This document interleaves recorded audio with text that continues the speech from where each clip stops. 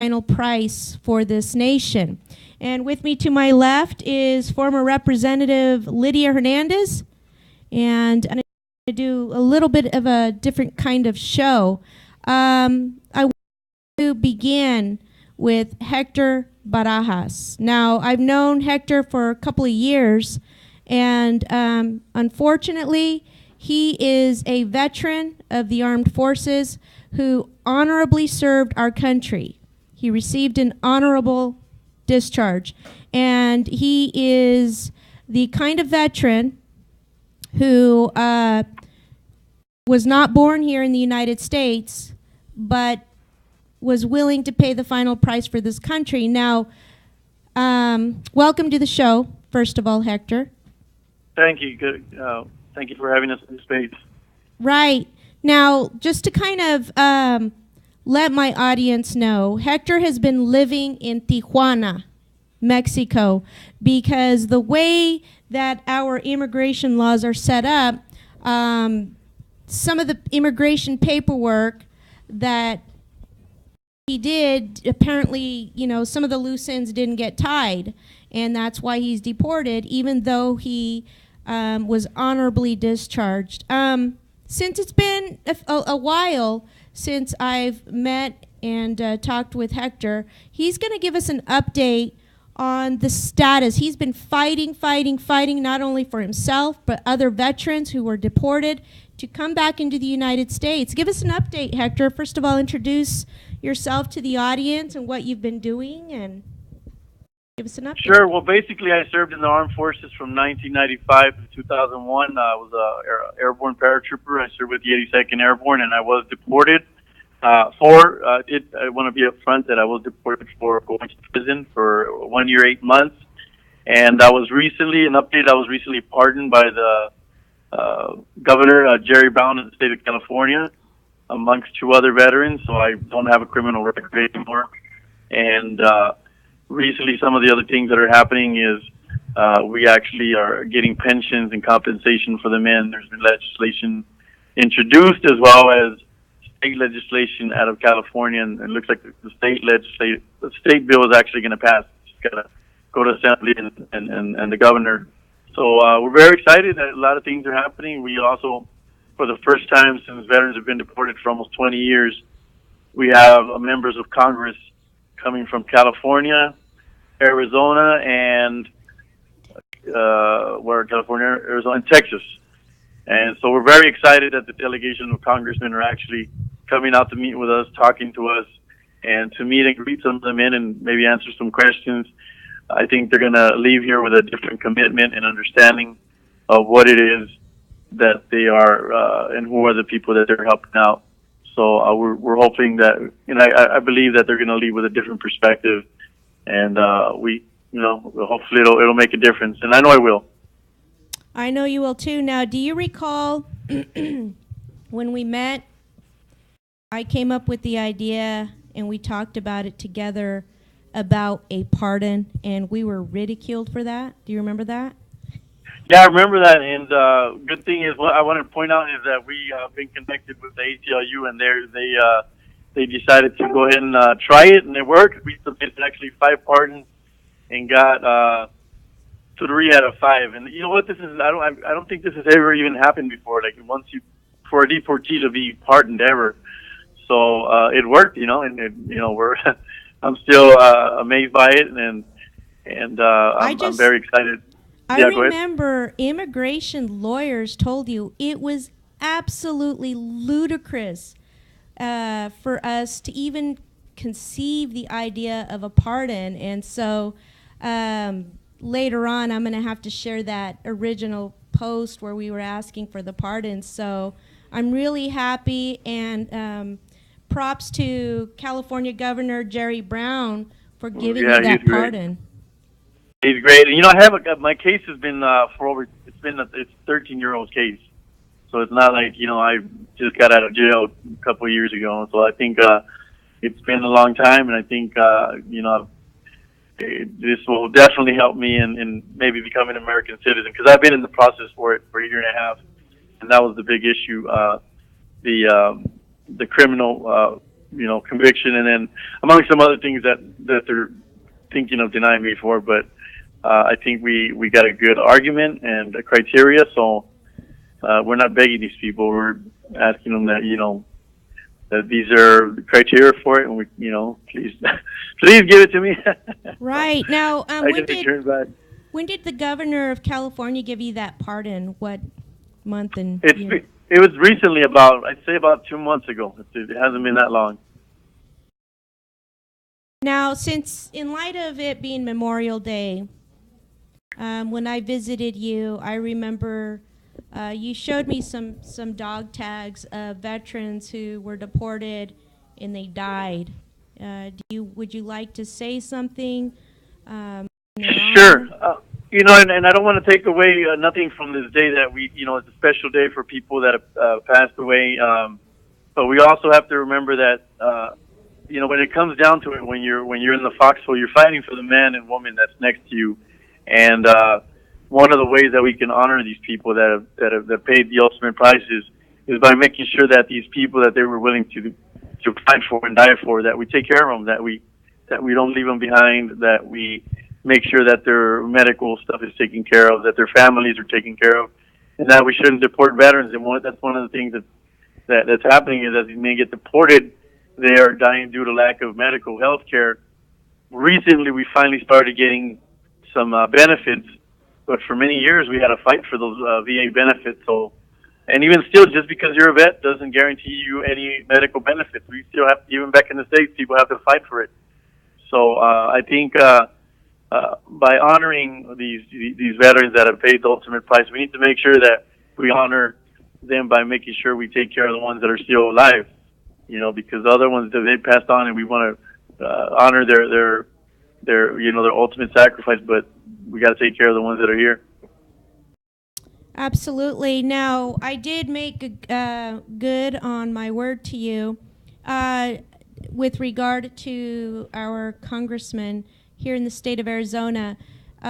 Which congressman from Arizona is going to be visiting you as part of the delegation? We have two congressmen from Arizona. We have we have one, Grijalva, who's the person that introduced the bill last year, which only had 20 backers, and today we have 50.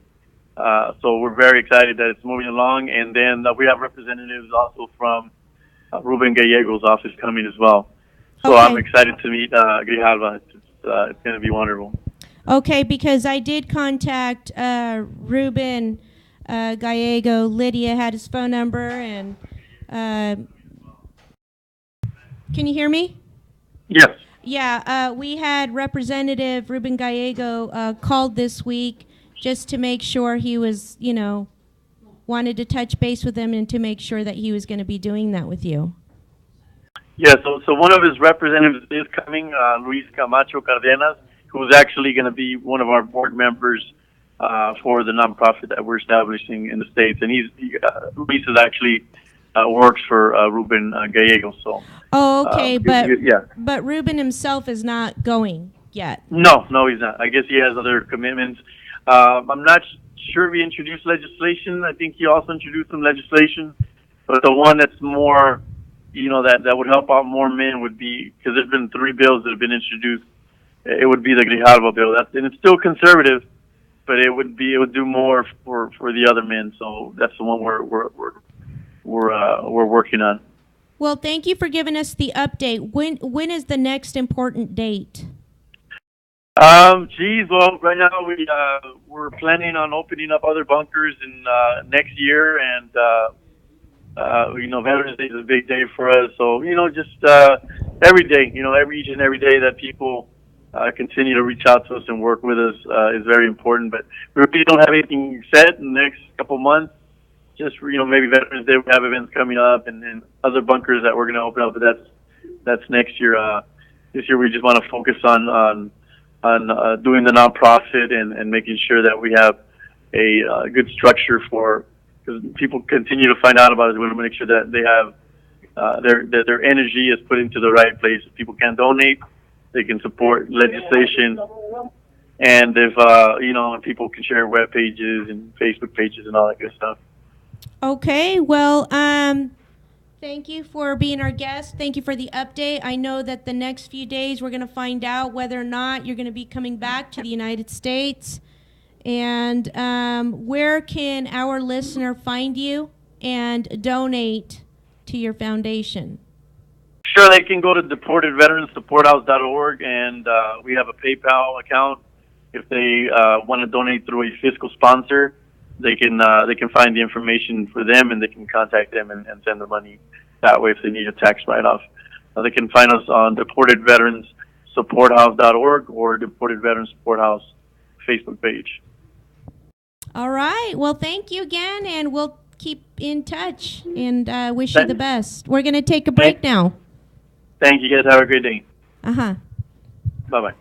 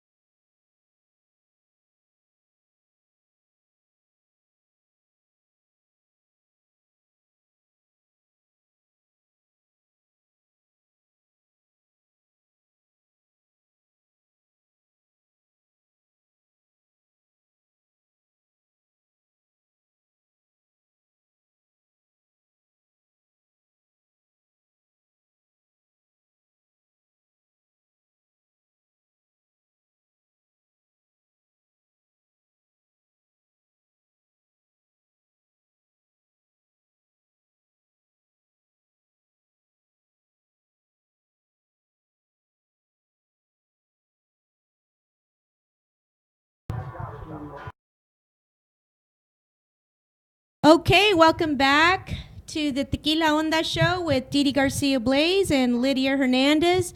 And on the phone, on the line, is another veteran on this Memorial Day special, Justin Hagen Veliz. Am I pronouncing that correctly, Justin?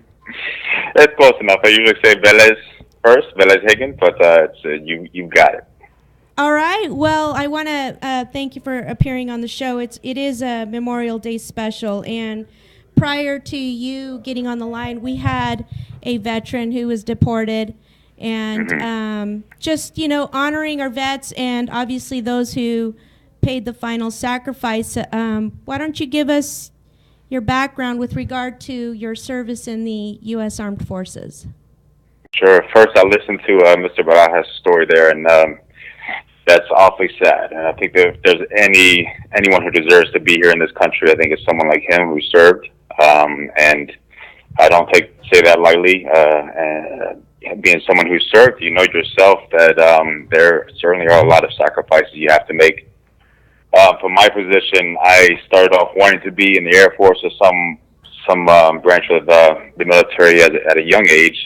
Wasn't able to do it early. Actually got an injury going to the Air Force Academy, and then just decided later on in life that, I've still got to do it. I still got a heart for service, and so somehow I'm going to do it. So even though I had a decently established career here in D.C. and elsewhere and had a successful business, I said I'm going to sign up for the reserves. And as soon as I did, I was deployed.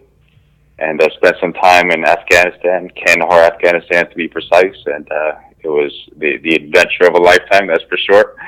But I think I met a ton of incredible people and have more respect than I could ever have otherwise for the people that I served with and the sacrifices they made, and the fallen and their families. And now I just have a love for those people that's so strong and so deep that I'm willing to do anything for them.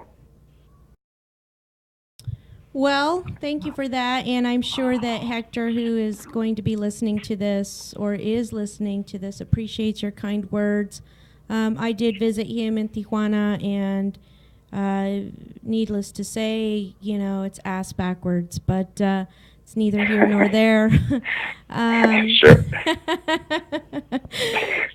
Listen, I brought you onto the show because you authored a book. So why don't you tell us about your book and sell it?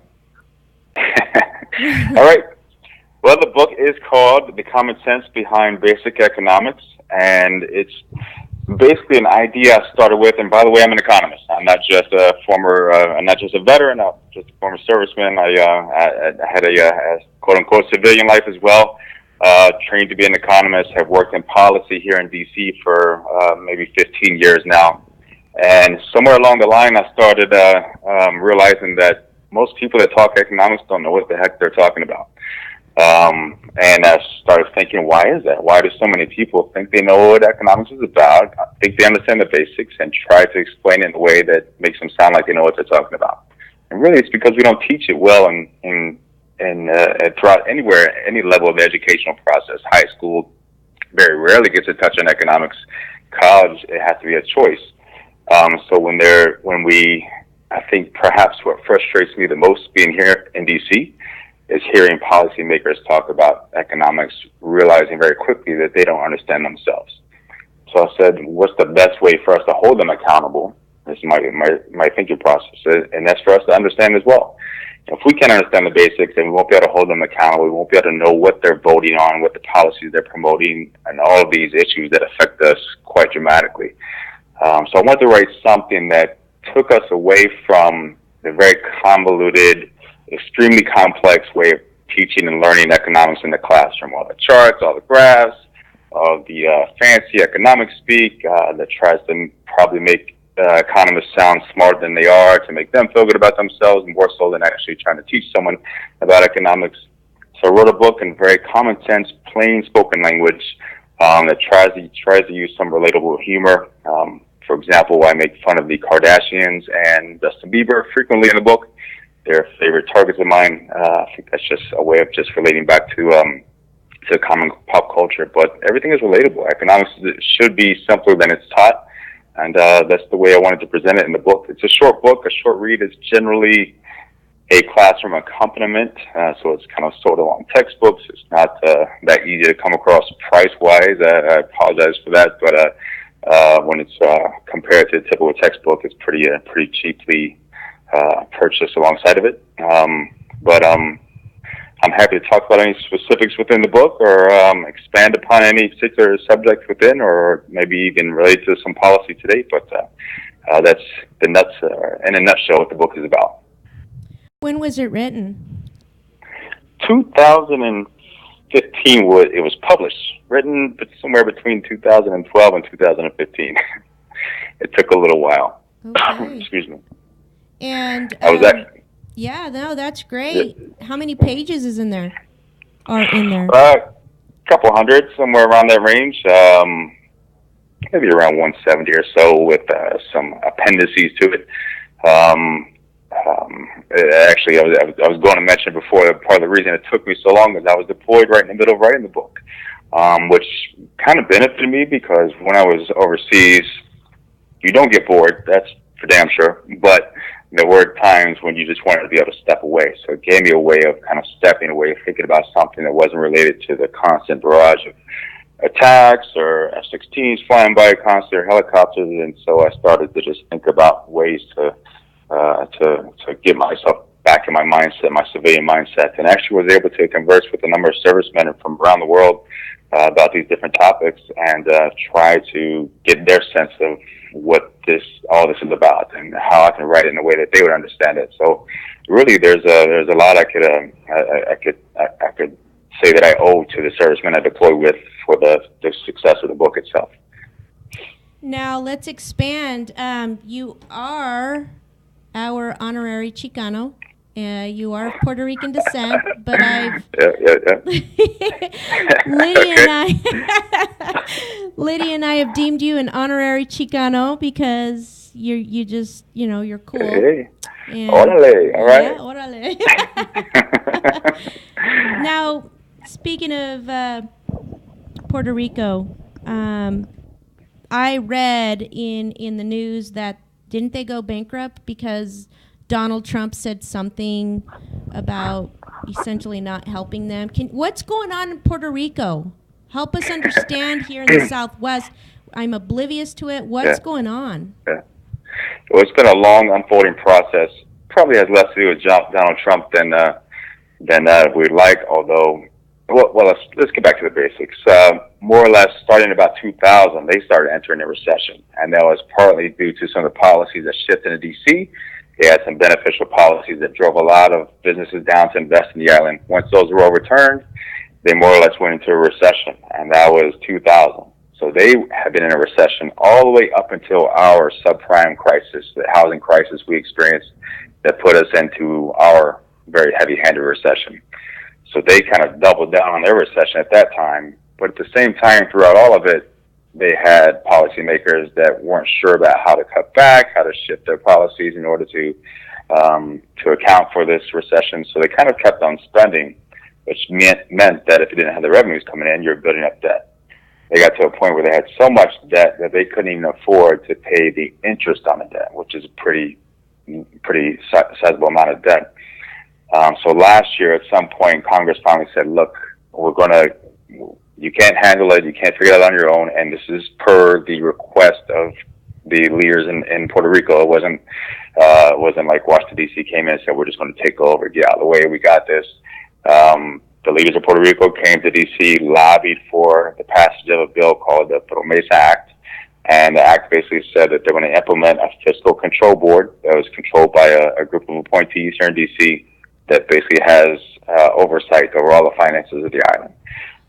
And so coming up to very recently, that fiscal control board said you either come up with a way to pay for the debt as we've agreed upon, or we're going to send you into what is pretty much the same thing as a bankruptcy, even though they can't technically go into a bankruptcy.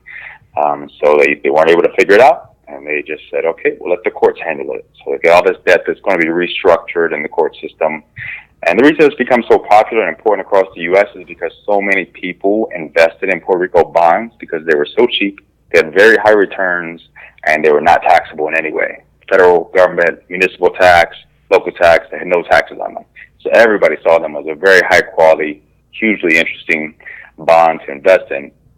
So virtually everybody at some point has had some bonds in Puerto Rico. So it became kind of a national story based on that, everybody having some kind of interest or tie to that very tiny island, which normally wouldn't have very much effect on the rest of us. What's your prediction on Puerto Rico's economy? They're going to figure out it's going to be crappy for a long time. We've got a few, probably 3 to 5 years before they start turning the corner. But I think they're going to be hitting the bottom probably about the end of this year, I think, economic-wise. The thing is, as they start to look like they're hitting rock bottom, savvy investors say that's an opportunity because they have nowhere else to go but up. So you're going to start seeing more investment in the island, especially right now. There's such low tax rates for investors in Puerto Rico. It's incredible. You can buy a house and pay zero taxes, zero property taxes, zero capital gains tax. You can move to Puerto Rico or have a headquarters of your operations in Puerto Rico and pay zero federal tax. It's very attractive. So people are kind of waiting on the sidelines saying, okay, as soon as they figure things out and I get comfortable, I'm going to jump in.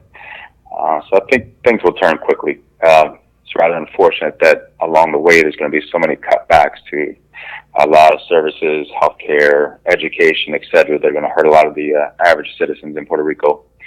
3.5 million Americans live there, and they're going to feel the brunt of the burden for a while. It's sad, but the good news is probably nowhere to go but up.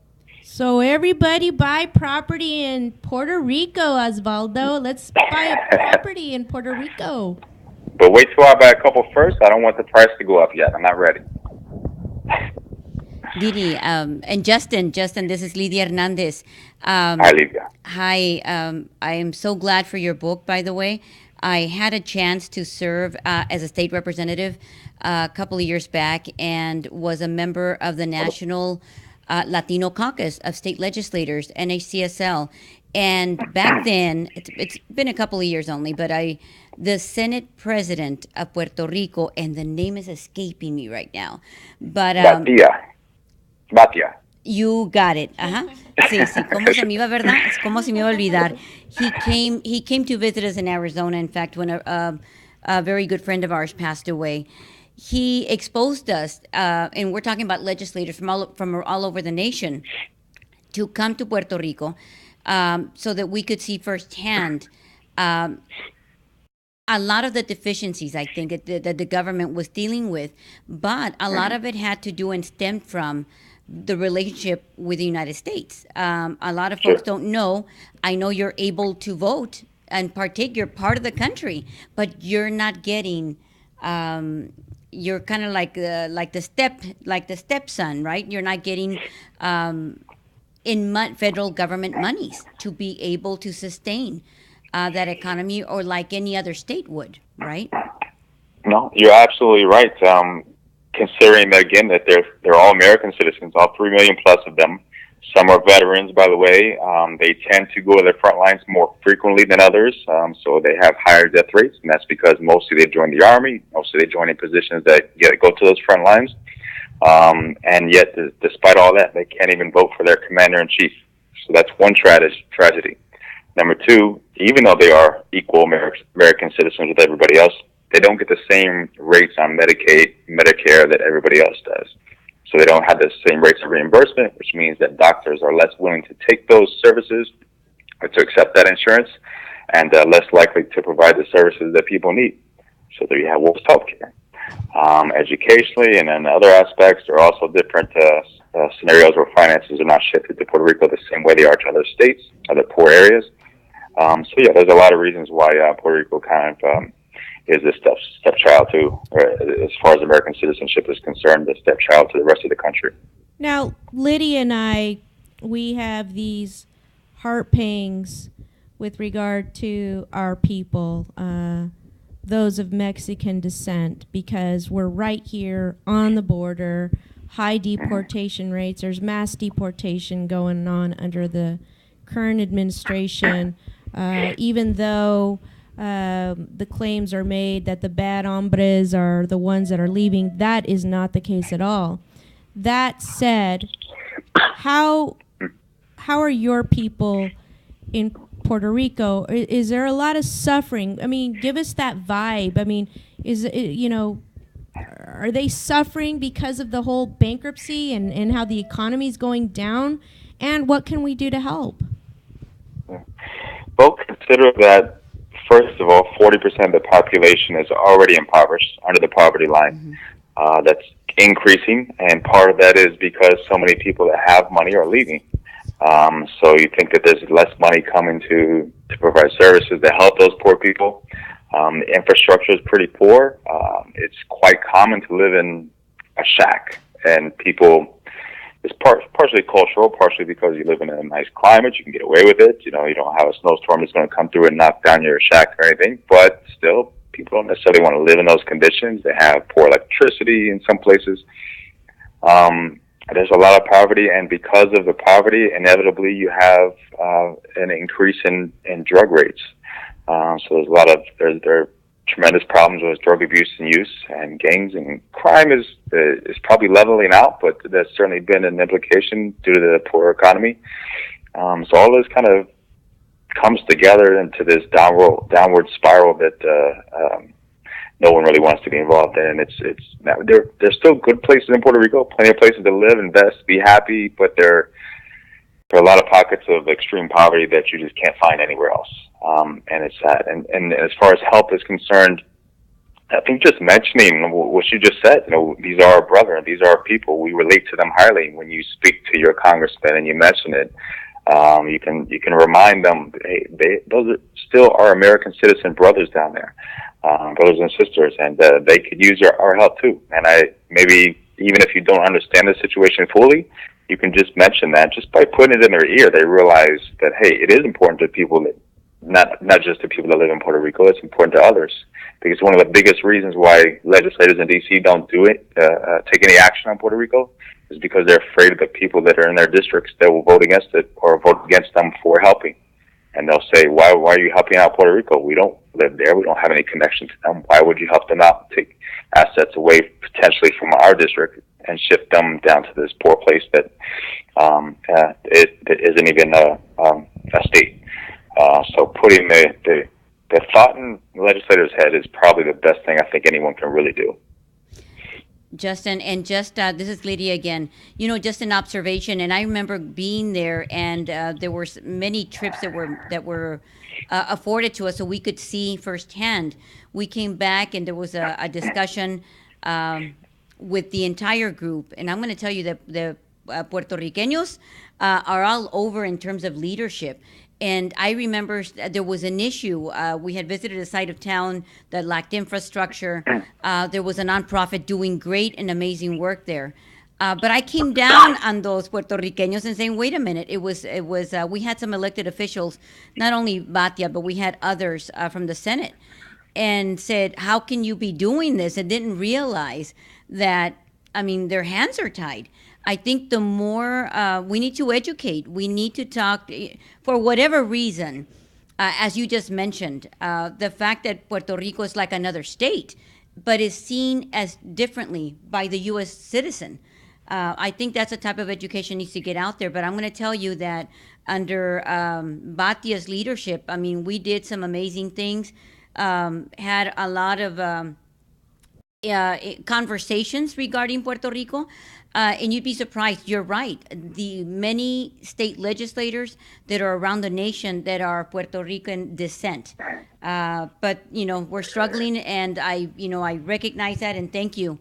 Like I said, when I saw that book and the economics, and it means a lot to have something authored by a Puerto Ricano and that understands the issue a little bit more in depth, I'm going to say, to help educate the rest of the nation.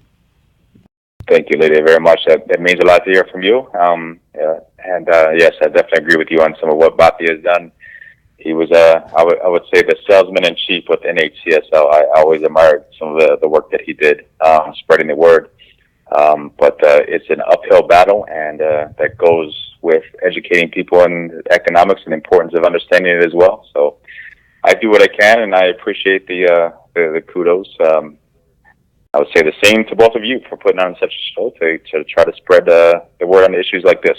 All right. Well, thank you for being a guest. Where can our audience find your book and buy it and learn more about you? You can get it on Amazon. Again, it's called The Common Sense Behind Basic Economics. You can also get it at commonsenseecon.com. Either place, or shoot me an email, justin@justinvh.com. I'm happy to try to get you a discounted copy if you're interested, and we'll see what we can do. Did you hear that? You get a Chicano discount with Justin.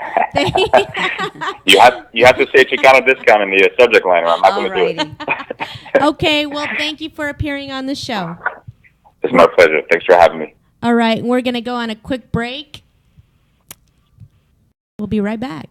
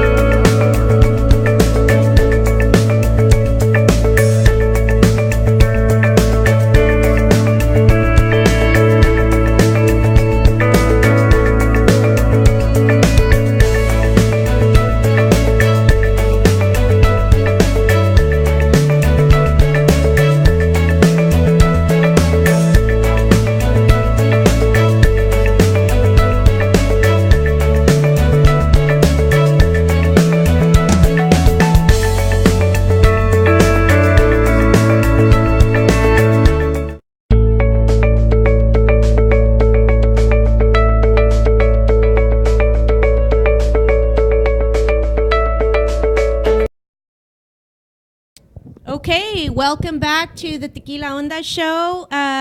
Lydia, what happened to Jesus? Jesus, and I'm sorry, Didi, he had an emergency. Our thoughts and prayers are with him and his mom today. I know he just took her to the emergency room, so Okay. But I'd be glad. I've known Jesus for many years, and I hope that we can continue in this conversation. Going to be, I'm going to miss him today, but certainly have a lot to share in terms of, his first. I'm going to say his journey, this first session at the state legislature. So we've got to talk about it. We've got to Yeah. deal with some issues. I think that on the show, in the past, we began talking about that we were going to be first educating, bringing information, connecting our communities to Know Your Rights campaign, but also just because of my mere nature of involvement, wanted to begin addressing, some politics that are going on. I know we'd mentioned to our listeners that it's not just about being Latino, Chicano, what we stand for or what we say we stand for, but we got to really know who the Latino surnames folks are that are elected in the state of Arizona and how they're voting, what they're voting on, how do we, what kind of work are they doing? How do they best represent their constituency? Who are those people? Carlos Contreras, Jesus. And Cesar Chavez, of course, from our legislative district. We have, I'm going to say, a great handful of Latinos statewide. There's not enough of us. But unfortunately, given the politics in Arizona, it's a very conservative state. And right now, we're limited. We're limited in leadership. We have a lot of new timers that are serving for the first time. And when you're serving in a powerhouse dominated by Republicans, it makes it difficult. And so who would not want to go and vote and draft legislation that is going to support their constituencies or back home? But their hands are tied, and unless you're willing to work and engage in conversation with Republicans, that's going to get you some support. However, I have to say that the downfall is that we do lack leadership in terms of our own party. I happen to be a registered Democrat. But I'm going to say you would be taken aback with what happens internally at the state legislature. So you might feel empowered to go represent your gente, and you show up, and within the ranks, you're told what to do, not to do, how to vote, when not to vote. And if you dared work in getting some or leveraging some resources to your community, guess what happens? Mm-hmm. A lot of what I think our friend Jesus Revolcaba is now going through. Didi, I don't know if you've seen. I have. In fact, heard? I read an article by the Arizona Capital Times where Rebecca Rios is, and she's supposed to be Latina, but she's already coming down on Jesus, a freshman, and she claims to be a leader, and apparently he needed to report some of the things in his campaign elections with the clean elections, and he's fixing that. He's providing the reports that the Clean Election Committee needs. But Rebecca Rios is already advocating for him to step down. Mira, Didi, and I hate to say that, but you're going to hear it from me because of my personal experience. You go in as a freshman, as I did, and you were limited in terms of, you would think that we'd be organized enough as a caucus where you would be rendered, somebody would mentor you, would take you through those ranks, through the committee works, the process. Guess what? I mean, I was on my own. I had no discussion. I don't think even my own leadership back then acknowledged me. I was coming from an area, and so is Jesus, which is interesting to me because we're coming from areas that are known as, for example, here on the west side, Legislative District 29 is the fastest growing community in the state of Arizona. This is, it's been referred to as the second South, or, the South Phoenix. Too, but it is. And being the fact that we're in Maricopa County, we are the largest Latino population in the state and the fastest growing. It's been said, I know we've got data, that more than half of our population on the west side is under the age of 24 as well. So that means a lot in terms of the electorate, the voting. But what happens when you get to the state? You're mixed in with issues that are important, around the state. But what Jesus is going through right now with the clean elections, I let me tell you how it works. The politics of it. When you dare take a vote, there must have been a vote that Jesus might have engaged in or worked or talked to some Republicans. And what happens is you're spanked. Give me your hand, and I'm going to slap you on that hand. And so Democratic leadership calls you in and says, "Hey, wait a minute. What are you doing? It's going to look bad. You can't do that. Who do you think you are?" So what happens is they have a meeting with you. So at this point, I think that the clean elections issue, I'm going to tell you, as a freshman and having served as a state legislator, and I saw a lot of activity. That Do you think somebody reported him? Or somebody, More than caused an likely. audit, give him a heads up, put some pressure on this guy, because that's how it works. That's how it's done. I can tell you, I've been investigated not only by my former opponents, but any time that I've run, I can tell you that as many as 2 or 3 other Latinos are postured to run against me. Why? Because my intention is to represent community. You work across the and aisle. I work across the aisle, but I'm not ready, and I didn't know this when this is my naiveness when I first got elected. Is go in there and make recommendations. I drafted as much as over 100. I partnered, I co-sponsored legislation. I drafted my own. And those are things that typically don't happen with the freshmen. So and Jesus is a very much established, experienced young man. He served as the Arizona School Board Association president. He's been involved as a school board member for many years, testing the waters, challenging, drafting, making recommendations for policy. He's pretty much his own. He's very opinionated. And not only that, I will say that he knows what he's talking about.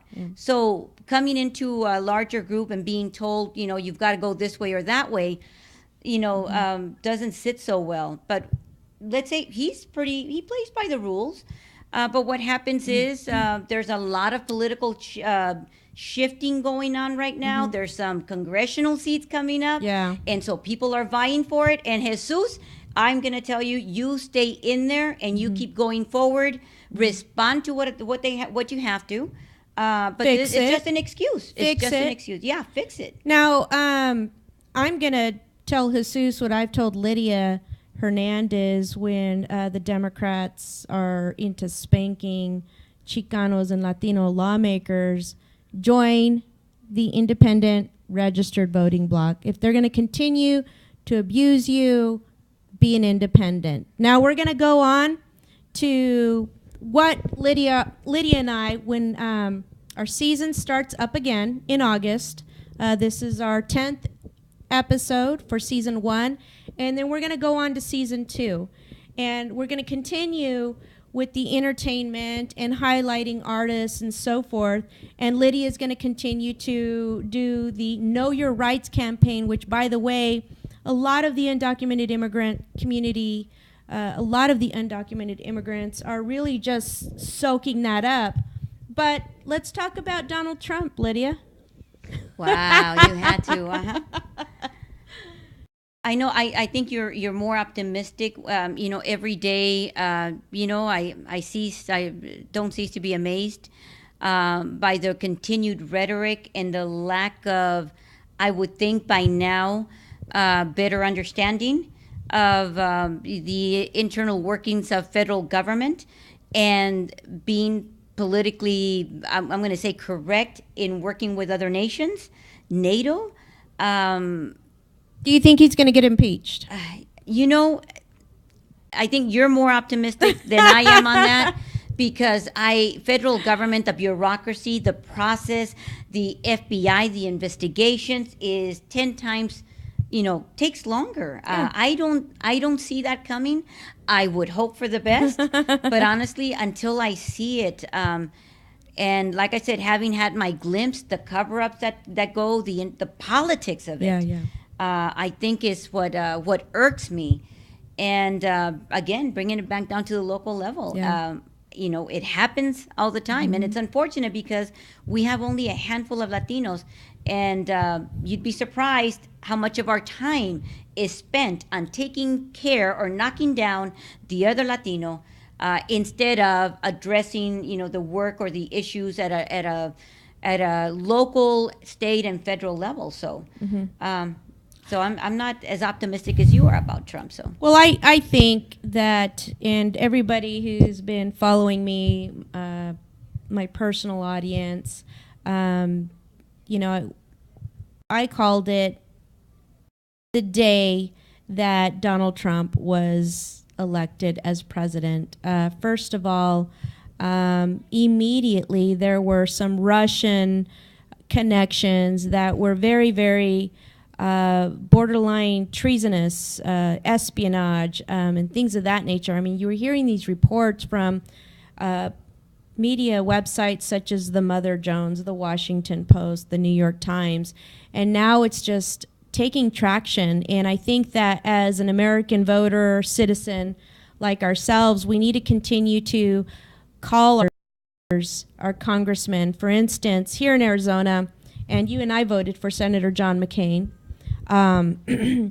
but Senator John McCain was instrumental in providing that dossier that exposed Donald Trump's connections, his campaign with the Russians. So we need to continue to get involved and continue to contact our lawmakers at a federal level.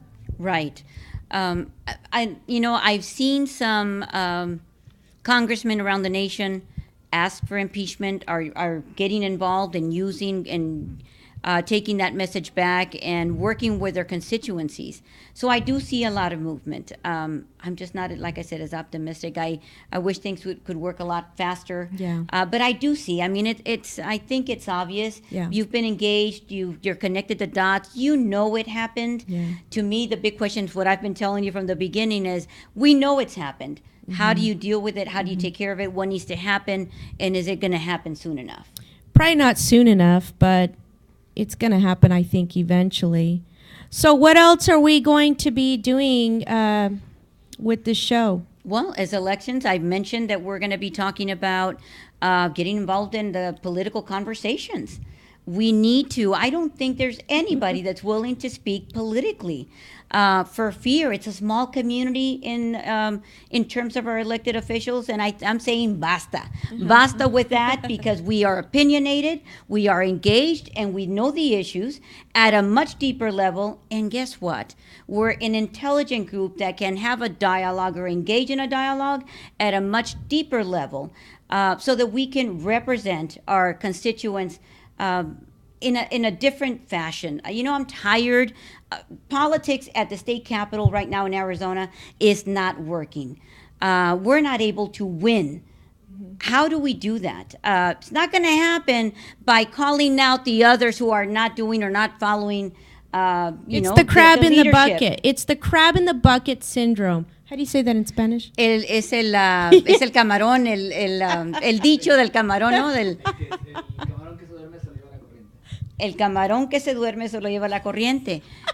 Y tiene que ver mucho la cubeta, ¿no? El cangrejo mexicano que quiere, no puede salir de la cubeta, ¿no? Todos lo conocemos.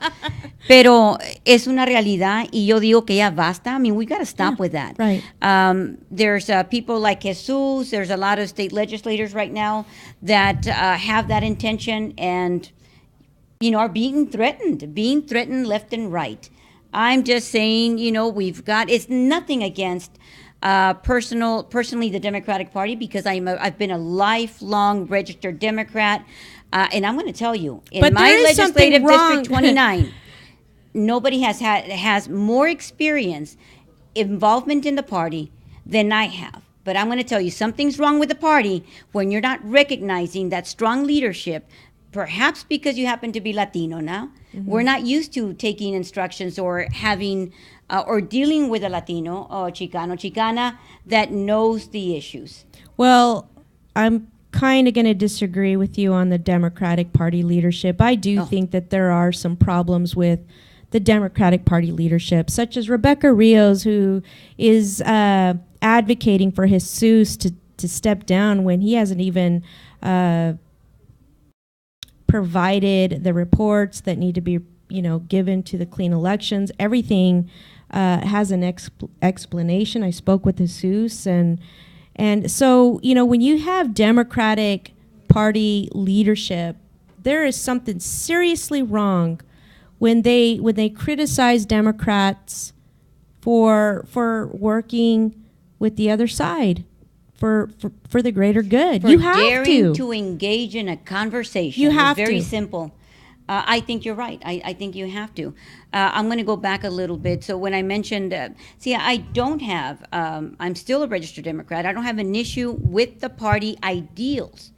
What happens is the leadership, as you mentioned, or the lack thereof, The local. we tend to follow, especially as Latino Democrats need to be told. I'm sorry, I don't need to be told. I know the issues that impact my community, and I know which way I need to vote. And if I dare engage in a conversation with a Republican, Lord forbid, it's really to learn how their perspective about an issue. It doesn't mean I'm going to hold your hand and vote against the immigrant or vote against my community. I think we've got to get beyond that, and we're limiting ourselves. And by the way, what's happening to Jesus is because they've probably already identified a candidate to fill Jesus' seat in anticipation that if he's pressured enough that Jesus will resign. And guess what? Jesus will not be resigning. So Jesus just needs some support. I think Jesus will be a different person moving forward, but I think he's got a lot to offer in terms of his leadership and experience in the state of Arizona. So we've got to support each other. We've got to stop being the cangrejo, and although I support, I'm going to say, the Democratic Party ideals, we do lack leadership.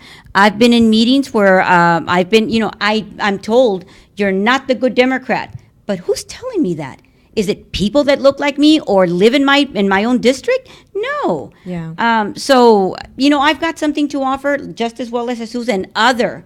Cesar Chavez, there are many Democrats that are just working. Personally, I think that the Republican Party is a lost cause. In 2012, they adopted an anti-immigrant platform, and there is hope for the Democratic Party. Personally, I'm an independent. I'd like to see that block grow. And in season 2, we are going to continue to be artist-driven and entertainment-driven, as well as political. So you got 2 Chicanas who are going to be back in August 2017 to begin season 2. Do you have anything? Well, I'm looking forward to it, and I'm hoping I'm inviting everybody to be a part of this conversation, because for the first time, it'll be Chicana-led, and it will be in the best interest of our communities. So I'm looking forward to it, Didi. Yep. All right. All right. Thank you for listening, and we will see you on season 2 in August after the summer vacay break. See you then.